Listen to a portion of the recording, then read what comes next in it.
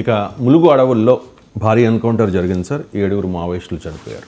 తెలంగాణ ప్రత్యేక రాష్ట్రంగా ఏర్పడితే నక్సల్స్ ప్రభావం ఎక్కువైపోతుంది అని చెప్పి గతంలో చాలామంది కామెంట్ చేశారు. కానీ గత 10 ఏళ్లలో నక్సల్స్ ప్రభావం భారీగా తగ్గిపోయిన పరిస్థితి, ఎక్కడ మావోయిస్టుల ఉనికే లేదు.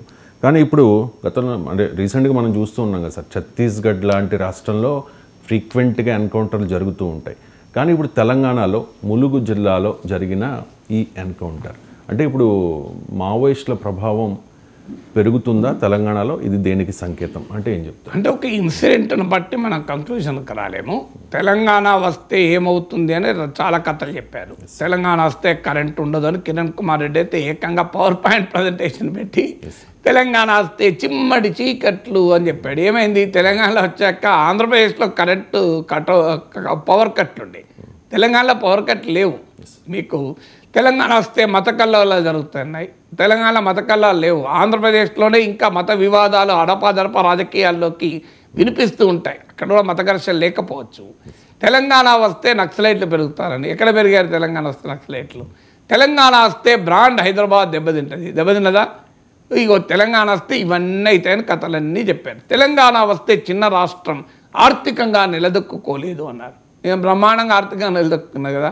5, 6 తెలంగాణ వస్తే పాలన చేత కాదు అన్నారు. పాలించుకున్నారా లేదా? అంటే తెలంగాణ వస్తే ఇవన్నీ తెలంగాణ వస్తే హైదరాబాద్లో తెలంగాణేతరులు ఉండలేరు అన్నారు. అది అబద్ధం తేలిపోయిందా లేదా? బ్రహ్మాండంగా ఉన్నారు కదా. సో మీరు కూడా గోదావరి జిల్లాల నుంచి వచ్చారు కదా, ఏం బ్రహ్మాండంగా మీరు యాంకరింగ్ చేసుకుంటున్నారు కదా. అన్ని ఇలాంటి అబద్ధాలు చాలా చెప్పారు. అందులో ఒక అబద్ధం తెలంగాణ వస్తే మావోయిస్టులు పెరుగుతారు అని. మీరు అన్నది నిజం, తెలంగాణ వచ్చాక పెరగలేదు, వాస్తవంగా తగ్గింది. కానీ ఇప్పుడు ఎందుకు ఎన్కౌంటర్ జరిగిన ఒకటేంటంటే, ఒకటి మహారాష్ట్రలో, అలాగే మీకు ఛత్తీస్గఢ్, ఈ 2 కూడా తెలంగాణకు సరిహద్దు రాష్ట్రాలు. మీకు ఆంధ్రప్రదేశ్లో ఏఓబి అంటారు, ఆంధ్ర ఒరిస్సా బార్డర్లో ఈ నక్సలైట్ యాక్టివిటీస్ ఎక్కువ. కానీ ఇది ట్రై జంక్షన్ అంటారు. అంటే తెలంగాణ, ఛత్తీస్గఢ్, మహారాష్ట్ర, ఈ 3 రాష్ట్రాల ట్రై జంక్షన్ మొదటి నుంచి కూడా నక్సలైట్ యాక్టివిటీకి, మావోయిస్టుల యాక్టివిటీకి అడ్వాంటేజ్. ఎందుకంటే ఇది ట్రై జంక్షన్, 3 రాష్ట్రాల సరిహద్దుల్లో ఫాస్ట్గా షిఫ్ట్ కావచ్చు, అటవీ ప్రాంతము, కొండ ప్రాంతము. అందువల్ల మావోయిస్టులకు ఉండేటువంటి టెరైన్ అడ్వాంటేజ్ ఉంటుంది ఈ ప్రాంతం అంతా కూడా మీకు. అందువల్ల తెలంగాణ, మహారాష్ట్ర, తెలంగాణ, ఛత్తీస్గఢ్ సరిహద్దుల్లో ఇది జరుగుతుంది. ఇప్పుడు ములుగులో జరిగిందంటే తెలంగాణ ఛత్తీస్గఢ్ సరిహద్దు. సో ఈ సరిహద్దుల్లో జరుగుతూ ఉంటాయి అడపాదడప. ఇదొక కారణం. ఎందుకంటే ఛత్తీస్గఢ్లో, మహారాష్ట్రలో తీవ్రమైన ఒత్తిడి ఉంది, మామూలు ఒత్తిడి లేదు. అందువల్ల బహుశా తెలంగాణలో ఆ స్థాయిలో ఒత్తిడి లేదు కనుక కాస్త తెలంగాణలోకి ప్రవేశించి ఉండవచ్చు, ఇక్కడ ఎన్కౌంటర్ జరిగి ఉండొచ్చు. అదొక పాసిబిలిటీ. రెండవ పాసిబిలిటీ ఏంటంటే, అసలు భారత ప్రభుత్వమే ఫైనల్ వార్ ప్రకటించింది. ఇటీవల అమిత్ షా రాయ్పూర్లో, ఛత్తీస్గఢ్ రాజధానిలో ఈ మావోయిస్ట్ ఎఫెక్టెడ్ ఏరియాస్ మీటింగ్ కూడా పెట్టారు, చీఫ్ సెక్రటరీలు, డీజీపీలతో. సో అందులో కూడా చెప్పింది అంటే ఫైనల్ అసాల్ట్, ఒక డేట్ కూడా ఇచ్చాడు, అది 2026 అని గుర్తు. ఆ 2026లోగా అసలు దేశంలో నక్సలైట్లు ఉండరు అని. సో ఈలోగా అనేక కారణాల రీత్యా నక్సలైట్లు మావోయిస్ట్ కార్యకలాపాలు ఇబ్బంది పడుతున్న మాట నిజం. ఎందుకంటే కమ్యూనికేషన్ టెక్నాలజీ పెరిగింది, ఇవాళ ఎలక్ట్రానిక్ సర్వేలెన్స్ పెరిగింది. గతంలో లాగా అడవుల్లో ఉన్నా కూడా నువ్వు సురక్షితం కాదు. సో అర్బన్ ఏరియాస్లో మావోయిస్టులకు సపోర్ట్ బేస్ పడిపోయింది. ఇది మావోయిస్టుల డాక్యుమెంట్లు సీజ్ అయినప్పుడు అందులో కూడా మనకు చెప్తూ ఉంటారు. అర్బన్ ఏరియాస్ ఒకప్పుడు షెల్టర్గా ఉండేవి, సప్లైస్కు స్కోర్స్గా ఉండేది. ఇప్పుడు అర్బన్ ఏరియాస్లో ఆ రకమైన వాతావరణం లేదు. సో అందువల్ల సోషియో ఎకనామిక్ చేంజెస్ వచ్చాయి. ఇప్పటికైనా మావోయిస్టులు గుర్తించాల్సిందంటే, ప్రపంచంలో చాలా దేశాల్లో ఆయుధ పంతాలు వదిలేసి జనజీవన స్రవంతిలో కలిసి ప్రజాస్వామిక రాజకీయాల్లో ప్రభావం చూపుతున్నారు. మీకు క్లాసిక్ ఎగ్జాంపుల్ ఇటీవల శ్రీలంక. అనిల్ కుమార్ దిశనాయకే దేశాధ్యక్షుడయ్యాడు. జనతా విముక్తి పరిమణ 2 సార్లు సాయుధ పోరాటానికి పిలిపించారు.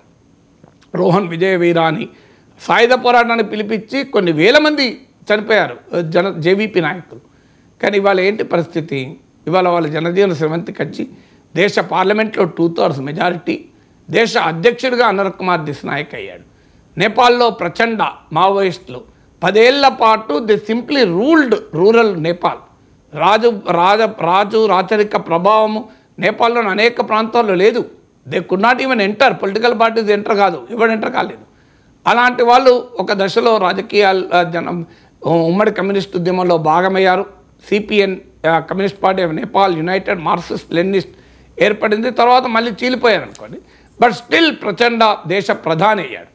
మీకు ఎల్ సాల్వడార్లో కూడా ఇలాగే లెఫ్ట్ వింగ్ వాళ్ళు బయటకు వాళ్ళు మెయిన్ స్ట్రీమ్లోకి ఎంటర్ అయ్యారు. అందువల్ల ఇప్పటికైనా మావోయిస్టులు ఆలోచించాలి. This is the time for them to give up arms. ఒక మావోయిస్టులను నేరస్తులు, మావోయిస్టులు హంతకులు అని ప్రభుత్వ భాష, రాజ్య భాషని మాట్లాడలేదు. కానీ రియాలిటీ ఏంటంటే స్టేట్ వర్సెస్ మావోయిస్టులు ఈనాడు ఉన్న సిచ్యువేషన్లో రాజ్యం యొక్క బలంతో పోలిస్తే మావోయిస్టులు చాలా వీక్ ఉన్న పరిస్థితులు మారిపోతున్నాయి.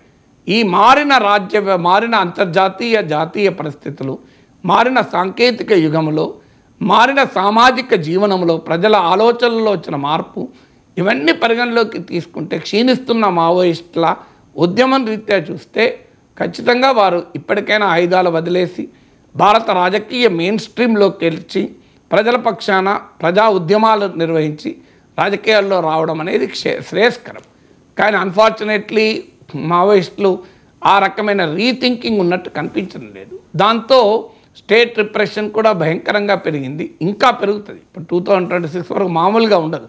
ఎందుకంటే this is an ideological state. Congress party అయినా కాస్త వెసులుబాటు అటు ఇటు ఉంటారేమో, అందులో అనేక రకాల వాళ్ళు ఉంటారు. కానీ Bharatiya Janata Party is a firm ideological state. Firm ideological స్టేట్ను ఆయుధాలతో నేను ఎదుర్కొంటానని ఇప్పుడున్న సిచ్యువేషన్లో అది ఇస్ ఎ వెరీ వెరీ అసలు ఏమాత్రం ఈక్వల్ బ్యాటిల్ కాదు, హైలీ అన్ఈక్వల్ బ్యాటిల్. మరి మావోయిస్టులు పునరాలోచించుకోవాలనే విజ్ఞప్తి. ఇంకా తెలంగాణ, మహారాష్ట్ర, ఛత్తీస్గఢ్ అడవుల్లో నెత్తుటోడడం, ఎన్కౌంటర్లు, లేదు పోలీసుల కాల్పులు, ఎన్కౌంటర్లలో మావోయిస్టులు చనిపోవడం, మావోయిస్టుల దాడుల్లో సాధారణ భద్రతా బలగాలు, వాళ్ళేమీ భూస్వాములు కాదు, వాళ్ళేమి పెట్టుబడిదారులు కాదు, పొట్ట పోసుకోవటానికి కోసం పోలీసు ఉద్యోగం చేస్తున్న సామాన్యుడు, గద్దర్ పాటల్లోనే చెప్పినట్లు. సో వాళ్ళు పాపం పేదవాళ్ళే ఆ జవాన్లు, వాళ్ళేమి పెట్టుబడిదారి ఆలోచన సరళితో మావోయిస్టులు అంతం చేద్దామని వచ్చిన వాళ్ళకి కాదు, ఏదో ఉద్యోగం చేసుకునే వాళ్ళు. అన్యాయంగా వాళ్ళు చనిపోతున్నారు, వీళ్ళు చనిపోతున్నారు. అలాగే గ్రామాల్లో ఉండే ఆదివాసీలు జీవితాలు దుర్భరం అవుతున్నాయి నిర్బంధంతో. సో అందువల్ల this is time for them to rethink.